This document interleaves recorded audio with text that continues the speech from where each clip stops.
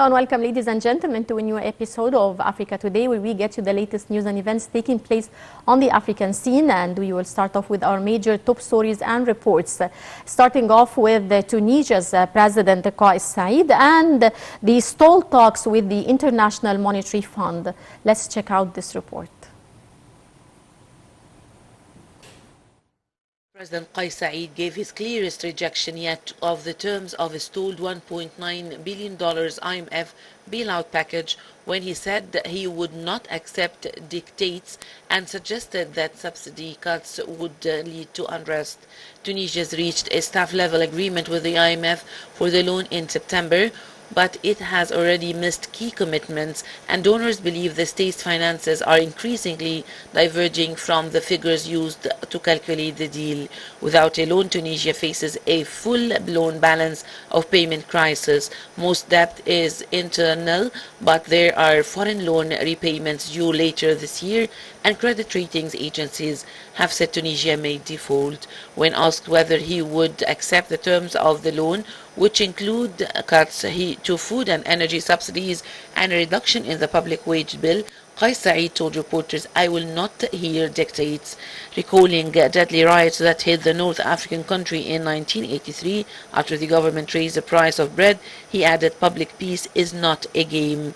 When asked what the alternative was to the IMF loan, the president replied, Tunisians must count on themselves. Members of his government have said that there is no alternative to an agreement with the fund. According to 2023 budget, Tunisia intends to reduce subsidy expenditure by 26.4% to 8.8 billion dinars. But so far, the government has not raised fuel prices this year, apparently to avoid public anger, as inflation reached 10.3%, the highest level in 4 decades. Welcome back, and still with Tunisia and rescuing over 14,000 illegal migrants during the year 2023. Let's have a closer look. Tunisia's Coast Guard said it had intercepted over 14,000 migrants trying to reach Europe from January to March, more than 5 times the number of those who attempted the trip in the first quarter of 2022. That is up from 2,532 intercepted in the same period last year, including 1,657 from sub-Saharan Africa. The vast majority of interceptions took place off the coast of Sfax and Mahdeya. The vast majority of interceptions took place off the coast of Sfax and Mahdeya provinces, whose shores lie just 150 kilometers from Italy. Tunisia has long served as a launchpad for people fleeing conflict in countries as far afield as Cameroon and Sudan to seek safety in Europe, often on overcrowded and unseaworthy boats.